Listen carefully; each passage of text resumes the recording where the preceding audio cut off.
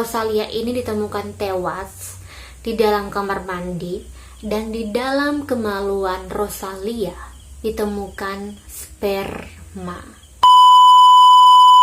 Hai, welcome to the PS YouTube channel. Oke Cien, jadi sesuai judulnya aku akan ngebahas tentang pendeta memperkosa dan membunuh jamaatnya dan dibunuh di gereja, Cien. Oke Cien, baru aja kemarin aku ngebahas tentang si Heri Wirawan, si Dajjal itu, yang memperkosa 21 santriwatinya. Dan kasusnya ini masih bergulir di pengadilan.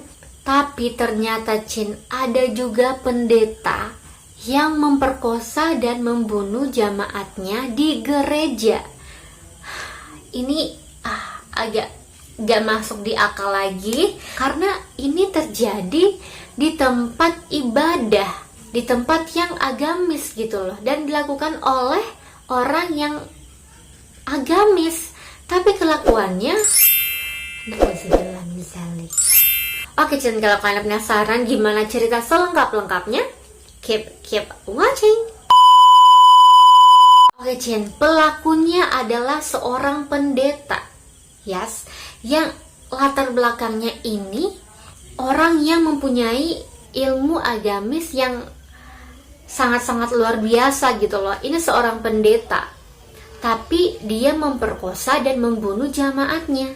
Pendeta ini bernama Henderson Sembiring, pendeta gereja Sidang Rohul Kudus Indonesia, atau disingkat menjadi GSRI.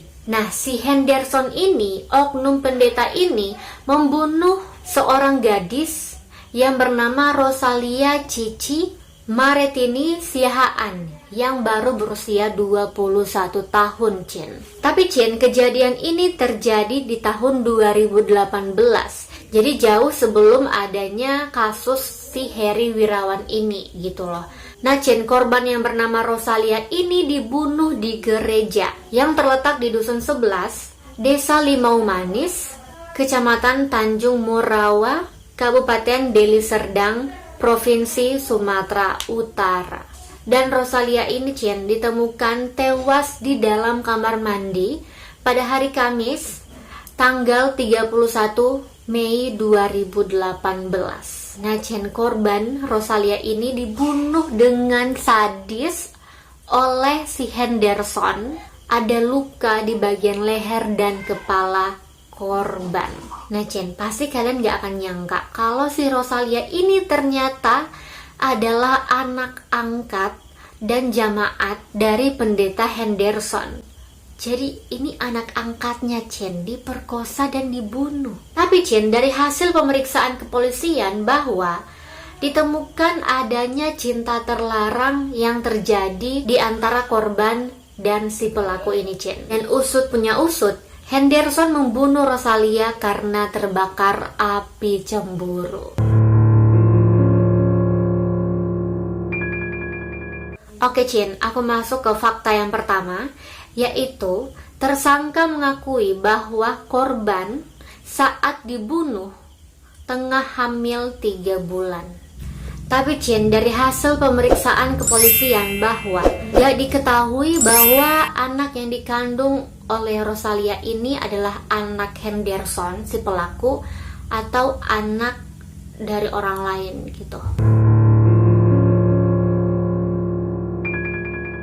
Dan fakta yang kedua, ibu korban ini membantah perkataan dari si Henderson ini yang mengatakan bahwa anaknya ini meninggal tengah hamil 3 bulan.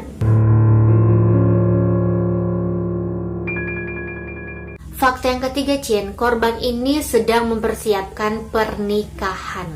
Nah ternyata Cien, Rosalia ini sedang mempersiapkan pernikahannya dengan keponakan dari si Henderson.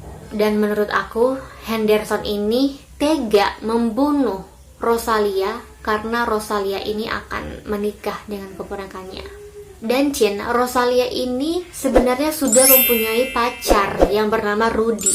Nah, Rudy itu adalah keponakannya dari si Henderson yang ingin dinikahi oleh Rosalia. Dan diketahui juga Cien, Rosalia dan Rudy ini menjalani hubungan jarak jauh antara Medan dan Kalimantan. Karena Rodi kerja di Kalimantan sekaligus kuliah di sana. Dan mereka sudah pacaran sekitar 6 tahun.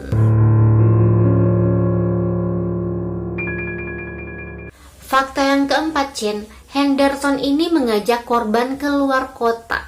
Di hari kejadian, Cin, sekitar pukul 9 pagi, Henderson ini menelpon korban untuk janjian pergi ke acara kebaktian di Kabanjahe. Dan sekitar pukul 10, Cin, Rosalia ini pamitan kepada mamanya. Dan kata mamanya ini, Lia ini berpamitan dengan penuh ceria, happy gitu. Dan sempat mamanya Rosalia ini bilang ke Rosalia untuk hati-hati dan banyak berdoa. Mungkin ibunya, mamanya Rosalia sudah punya firasat gitu loh, kalau akan ada gitu kejadian buruk yang menimpa anaknya. Nah, pada pukul 11.30 atau setengah 12 siang, ibu dari Rosalia ini telepon ke Rosalia untuk tanya kalau si Rosalia ini sudah nyampe. Tapi handphone dari Rosalia ini tidak bisa dihubungi. Dan saat itu ibu Rosalia ini masih nggak berpikiran macam-macam gitu loh. Nah, pada pukul 12.22 atau setengah 1 siang, istri tersangka yang bernama Iting Goro Ginting bertanya ke ibunya tentang Lia. Istri tersangka ini bertanya kalau Rosalia ini di mana. Ya, ibu dari Rosalia ini bilang kalau si Rosalia ini pergi bersama suaminya. Fakta yang kelima yaitu kisah korban Rosalia yang menjadi anak angkat dari pelaku. Ibu dari Rosalia ini bilang kalau Rosalia ini menjadi anak angkat dari Henderson sejak tahun 2012.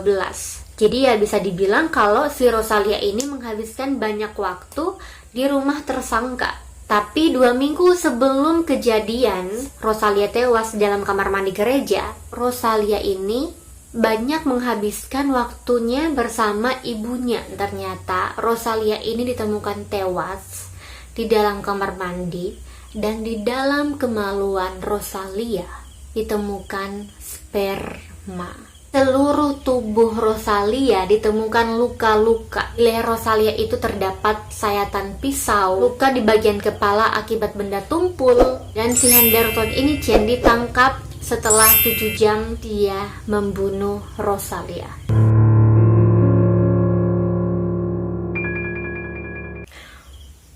Dan Cin, fakta yang keenam bahwa si Henderson ini kan dimasukkan ke dalam penjara.